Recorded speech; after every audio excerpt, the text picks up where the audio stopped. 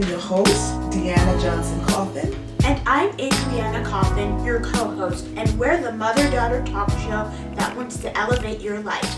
And this week we have a great show planned for you. We have several things that are coming up. First, we want to talk with Mindy Pillow in our In the Spotlight segment. Mindy Pillow is an attorney here in the Metro Atlanta area. She's actually a divorce attorney, and she talks with us about financial things that women need to take care of before they look at getting a divorce. She gives so many good insights into a lot of financial aspects, things I would never really think about. And some of those things that she talks about are just good things for women to do regardless. Well, she talks about that with us today, so you don't want to miss that. Also, in our Around the Town segment, we take you to Myrtle Beach, South Carolina. We actually just came back from there last week, and we had a terrific time. And so we're going to be sharing some video and still pictures of our adventures in Myrtle Beach, South Carolina. Also, this week, we are going to talk about how to work exercise into your summer. We've got a challenge. Adrianna and I are going to be doing a mother-daughter challenge called Stepping into Summer, and we're going to basically see over the next 8 weeks who can get in the most steps. So we're going to be talking about exercise and the equipment that's necessary to help have a good routine. So all of that is in today's show. So Adrianna, with all that being said, tell me about some trending topics that are happening in the news. What's happening? Well, a few days ago, the French president, Emmanuel Macron, was slapped in the face during a visit to Autun-les-Hermitage in southeastern France. Okay. So who slapped him? So President Macron was walking around outdoors, greeting people, and a man slapped him. Oh. So this man, it was premeditated. So this man originally had planned to throw an egg at him. Yes. But he decided to slap him instead. And why? Why? Because he was a right-wing political person, a supporter of those ideas, and he didn't like President Macron. He thought he was too liberal. Wow. So I'm assuming he got taken down because you don't just get to slap the president of any country. So what happened? Yes, he was arrested. Yeah. He was promptly arrested. Yes. And now he is going to be in prison for 4 months, and he's getting like a $50,000 fine. Okay, I'm surprised it's not even more. So it goes to show you that crazy things don't just happen in the U.S. of A. They happen across the waters too. Isn't that right? Yes, definitely. Yeah. These are the people that you said. I mean, they were the original revolutionaries, and all the revolutions they had. Oh yeah, that's right. So there you have it. Crazy is everywhere. All right, tell us something else. What are some other trending topics happening? Well, there's been an ongoing controversy on the internet about women wearing pajamas and sleep bonnets in public. Oh wow. So recently, the comedian Monique released a video of herself talking about how women should not walk around in sleep clothes. But because of some of the other, crude stuff that she's put online, she's received a lot of backlash. Yeah, it's been a ton of backlash, and I will admit that, we need to separate the messenger from the message. And Monique is, not probably the best person to be bringing this message out there. But I will have to say that I do have an issue with women going out in public with bonnet, and we've seen it. At Walmart, at the mall, I'm just thinking, why is this a thing to wear your night clothes during the day outside? So I kind of agree with Monique, but we've talked about it, you and I, and you have a bit of a different perspective on it, which I thought was very interesting. Can you share with us what that perspective is? Well, I don't think you should walk around in your night clothes. Right. However, I think that one of the reasons why women are doing this is because there's so much pressure on women, particularly black women, to look nice all the time. And by nice, you mean like perfect. Like, I mean, your hair perfectly done. It's everything. Your makeup, the doing contouring and all sorts of crazy stuff to your face. Yeah, and I think that some women have just snapped because they can't take it anymore. So you think it's almost a mental health kind of thing? Yeah, I think it's a like mental health crisis. Right, they're going to the other end of the spectrum. Yeah. Saying we don't want to do this anymore. Yeah. Wow, and I never thought of it like that, and so hearing that from you kind of softens the my stance a little bit. Because I will admit, folks, I have cringed when I've seen this. I'm like, I cannot believe that this person came out in their night clothes. So I'm just gonna go there since my stance has softened a little bit. If you see me with my bonnet on, this is my fake bonnet because my real bonnet I can't find. You see me wearing one of these, just know I'm in trouble. Okay? You can pray for me. Lay hands on me, because if you lay hands on me, you don't know what you're going to get, because I'm going to think you're trying to attack me. But anyway, pray for me, because I'm in trouble if you see me with one of these things on. All right? All right. Give me one more trending topic. Well, the Duke and Duchess of Sussex welcomed their new daughter, Lilibet Diana, now back in Windsor. That's a mouthful. Yeah, that's a long name, but they're royal, so royals get to have long names. Royals get to have 4 and 5 and 6 names. That's right. So there's a controversy. There's a controversy about Lilibet's name. Yes. So Prince Harry named Lilibet for Queen Elizabeth's nickname that her family uses for her. That's the Queen's nickname. Yes, but there's a controversy. So Prince Harry says that he asked the Queen for permission to name his daughter Lilibet.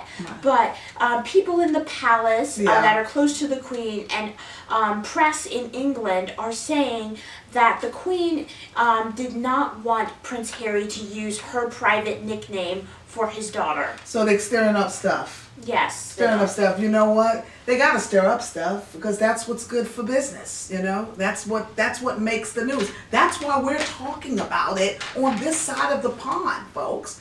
I say, Lilibet, be happy. I think it's a lovely name.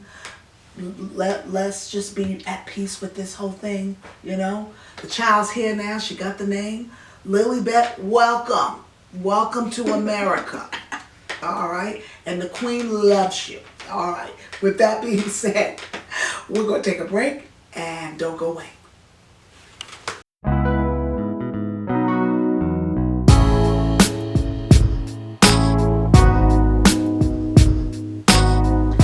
Well, we're back, and this is the part of the show where we go around the town. And basically around the town means that we take you to spaces and places that we've been to. And this week, we are taking you to Myrtle Beach, South Carolina. We actually visited there as a family last week for our family vacation. We had a blast, didn't we, Adrianna? Yes, we did. And this was actually our first time taking our dog, Carolina, to the beach. And we didn't know how she would react to the water and the sand, but she loved it. She did great. Rolling around in the sand and leaping in the waves and meeting beach people. Yeah, and then the people loved her. For whatever reason, people love Carolina, and she loves them right back. So we are going to watch a little bit of video about our trip to Myrtle Beach, South Carolina. Take a look. Our Around the Town segment takes us to Myrtle Beach, South Carolina, a residential and vacation community at the heart of South Carolina's Grand Strand coast. Before we checked into our Airbnb, we took a few minutes to walk along the boardwalk to take in the general splendor of the area. As we scanned the beach lined with blue umbrellas, we saw vacationers sunbathing on the sand, as well as others taking in the water and the waves. We also saw signs reminding us to proceed with caution as we continue to navigate a pandemic. After checking into our condo, we quickly changed our clothes and headed back to the beach for an afternoon of fun and sun. Although the waves were choppy at times, it was wonderful to walk in the ocean, and our dog Carolina, who is a first-time beach visitor, absolutely loved the water. We enjoyed relaxing in our chairs and playing in the sand as we watched the lifeguards carefully monitor things. An afternoon of frolicking at the beach can work up quite an appetite, so we headed over to Sweet Carolina's Low Country Grill and Smokehouse for some good old barbecue cuisine. After lunch, we spent time driving around the area and sightseeing. Myrtle Beach has over 60 miles of beaches, and thousands of visitors travel to the area and fill up the hundreds of hotels that line Ocean Boulevard. Along its beachfront boardwalk are piers, restaurants, as well as the Family Kingdom Amusement Park and the Sky Wheel, one of the country's tallest Ferris wheels. Our time in Myrtle Beach was also filled with shopping at the mall, doing fun photo shoots by the ocean, making new acquaintances, and visiting with longtime friends. Visiting Myrtle Beach was a wonderful time of respite, and we can't wait to return. Well, stick around with us. We need to take a little break, but we'll be right back, so don't go away.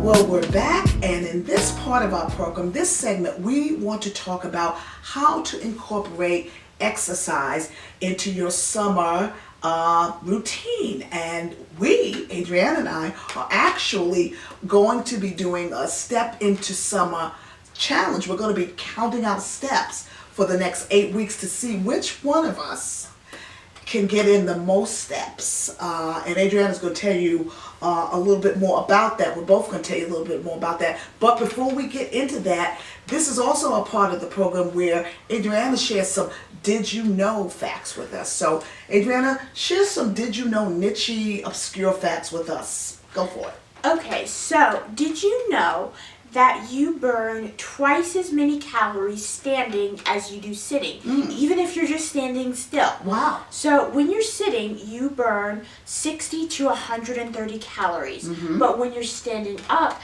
you burn 100 to 200 calories. Just standing? Just standing. Wow. So, if you want to skip out on your daily workout, just get yourself one of those standing desks while you're working and you're good. I don't know about that, but I will tell you, I'm gonna prop myself up against a wall more often. I'm just gonna stand there. I'm gonna put my sneakers on. I'm gonna wear my workout gear, and I'm just gonna stand, baby. Well, I think you have to stand on your own. You can't just prop yourself up. Oh, because then that's like vertical sitting.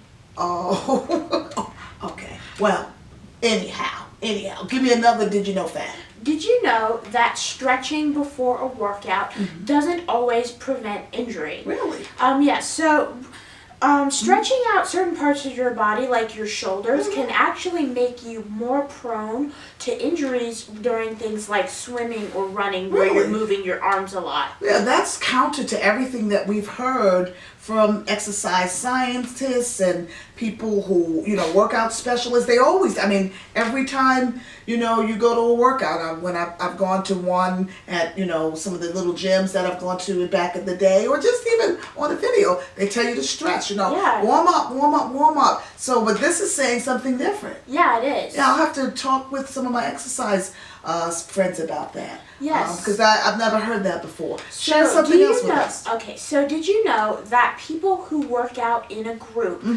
tend to burn more calories than people who work out alone? Right. Now I can see how that would be something that would happen. Yeah, because one thing that happens is when you're with other people, you want to be the best person in your group, so that makes you do the exercises more intensely. Yeah, so it's a competition thing. And also because of the social element, you're more consistent in your workouts because you know that you'll be missed if you don't show up. Wow, so there's that accountability factor. Yeah. Wow, those are all very, very interesting did you know facts, Age. Thank you for sharing.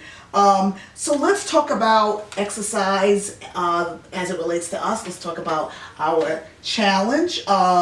First of all, are you going to explain to our audience what the details of the challenge are? Yes, so my mom and I are doing an 8-week exercise challenge this summer, and for the next 8 weeks we're going to track our exercise We're going to make a chart. And whoever has the most steps at the end of the challenge wins. Whoop, whoop. Mom, I'm you claiming can't it. declare victory already. Whoop, whoop. Claiming victory, baby. Claiming victory. And the winner gets what? The winner gets a $50 gift card to their favorite store. Whoop, whoop. I see myself going to Target right now, or Ross, or J.C. Penney's. I got a lot of favorite stores, folks. Anyway, so here is my strategy, because for every athlete, they have to have a strategy, okay? I am going to walk, because that's what I do. I am going to, I'm going to also, what else am I going to do? Oh, I'm going to do my jump roping. I've got my jump rope there.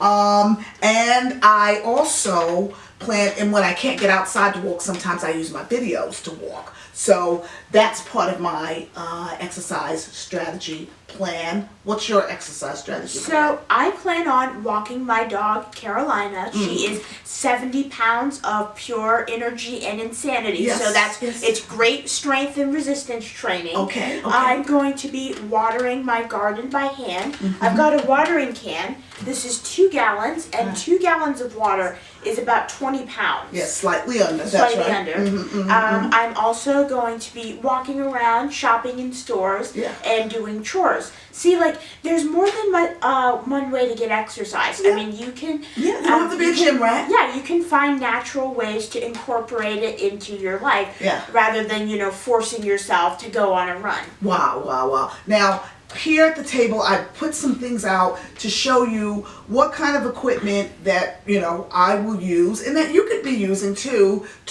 as you go and work out and do your thing. Of course, for me, having a comfortable, breathable shirt, lightweight shirt is good. Also, having some leggings that are comfortable. I use this little fanny pack because it allows me to bring my, my wallet, not my wallet, but my keys and my license and my phone, so I can just kind of slip that on. Also, if I want to make my walk more intense, if I want to feel the burn, really burn those calories, I just pump these weights. See what I mean? See, I'm taking it to the next level, baby. This is just going to be a tortoise and the hare situation. No, it's not. Yeah, I'm the hare. The hare I'm boss. going to win. No, I'm changing the narrative of the story, baby. Okay, so you're not going to try to psych me out. I can't. Here's my trusty, what do you call? Jump rope, okay? And we actually have a TikTok video with me doing this.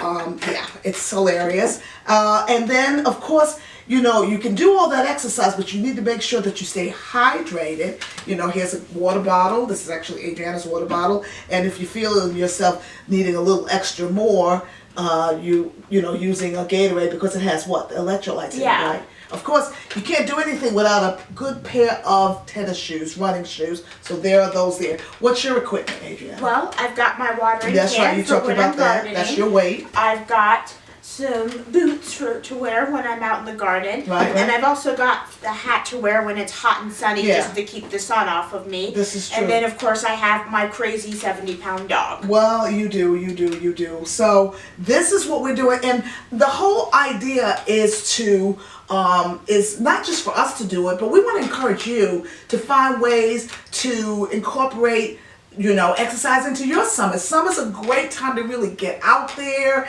and walk and go to different spaces and places. And like Adrianna says, it doesn't have to be necessarily the official exercise. It's just about moving and getting and staying in motion.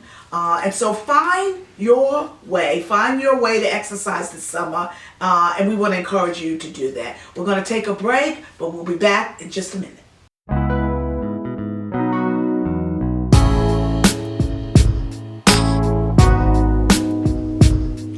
Well, we're back, and in today's In the Spotlight, we will be featuring an interview with attorney Mindy Pillow. Mindy Pillow is a divorce lawyer in the DeKalb County, Georgia, Decatur area, and she helps us to navigate the financial aspects that women need to think about before they get divorced. There's a lot of technicalities and things that I never would have thought of because I'm not a divorce lawyer, but she takes us through our paces. It's a very, very eye-opening, interesting talk, and so stay with us as we look at our interview with Attorney Pillow. Here she is. Welcome to the show, Mindy. It is a pleasure to have you here. Deanna, delighted to be here. Thank you so much for inviting me this morning. Now, statistics show about 40 to 50% of married couples in the United States divorce. They say, those same statistics say that the divorce rate for subsequent marriages, second and third marriages or whatever, is even higher than that. So, with that being the case, the financial aspects of divorce affect a lot of people. In this case, women in particular is what I'm focusing on. What is the biggest financial mistake that women make when they are preparing for divorce? Absolutely. And I would say this is not just preparing for divorce, this is kind of just in your lives together. Really? Mm-hmm. A lot of times women in particular don't know the accounts, don't know where they might know where their debit card is, but they don't know where the physical bank is. They don't know how, that their mortgage is through SunTrust or Truist now. They don't know that, the passwords to any of their accounts because traditionally it kind of falls down. Like, and I was in that boat at one point. My husband just traditionally has paid the bills because I don't like dealing with that. I deal with getting the kids to their tennis lessons, whatever. He deals with that stuff. And then as I was seeing more and more women going through divorce and somebody comes to see me initially, I'm like, well, what retirement accounts do you have? And they don't know.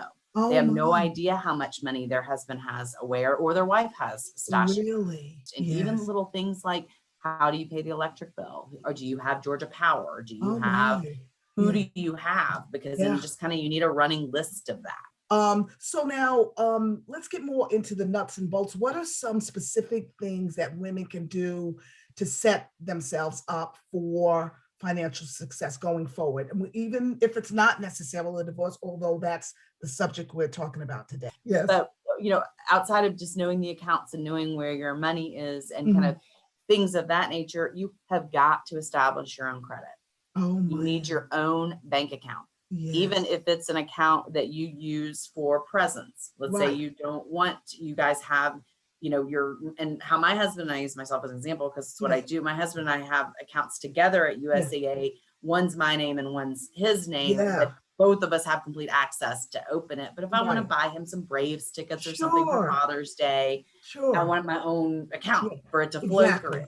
Yeah. So, but you want to do that well before you get in a divorce situation, or just in general, if you are a stay-at-home mom or you work part-time while the kids are little, you need to be an authorized user at a minimum on credit cards. Open your own little credit card. You've got to have establish a credit history or continue to build it. Exactly. Because as Danny, I'm sure you know, and have come across before, they're looking when you go to look at a mortgage or whatever, they're going to look at the length of the freaking Visa card. We all opened to get a free t-shirt freshman year of college because they're standing there and you don't understand 25% interest. You just want the t-shirt. That's it. They go back and they'll say, okay, now you have a credit line that's been open 25 years. That is going to be helpful to you going forward, but you definitely want to do that. And just kind of have an account with your name on it. Where do you go if you don't have money to pay for a lawyer? I mean, is there any help out there for those women? Absolutely. So there are a couple different, and I'm gonna tackle these in a couple different ways. So there is the Atlanta Volunteer Lawyers Foundation, AVLF. There's the DeKalb Volunteer Lawyers Foundation. Sometimes you can get help through those. I will tell you that they frequently focus on specific projects like the grandparent adoption project. But that's where I would always start. There is legal aid. There's an Atlanta legal aid, DeKalb legal aid, Gwinnett legal aid, Cobb legal aid.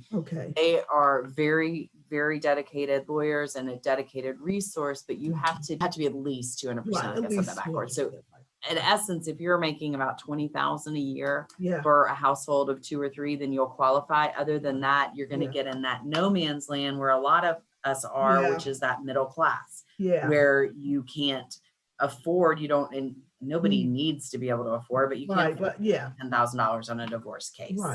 And something that if I leave you all with anything today, it is you really need to take a step back in the divorce process. If you're in a position where you're going to get a divorce, and when you're fighting over something that a Target raincoat or tennis shoes, somebody didn't return the Nike tennis shoes, like, is it worth, do you want to pay your divorce lawyer $10,000, or do you want to use that $10,000 for your future, and more importantly, your children's future? I've frequently been known to say, do you want to pay for your children to go to private school or my children? This has been eye-opening, Mindy. I've enjoyed this interview probably as much as my audience will, or if not more.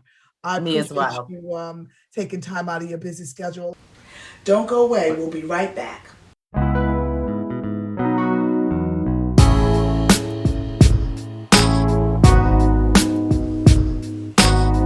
Well, we're back, and before we go, I want to share with you a video that one of our viewers, Cynthia, sent us of one of the things that she does to elevate her life. Cynthia is an avid gardener. She grows beautiful vegetables in her garden, and she sent us this video clip. Take a look.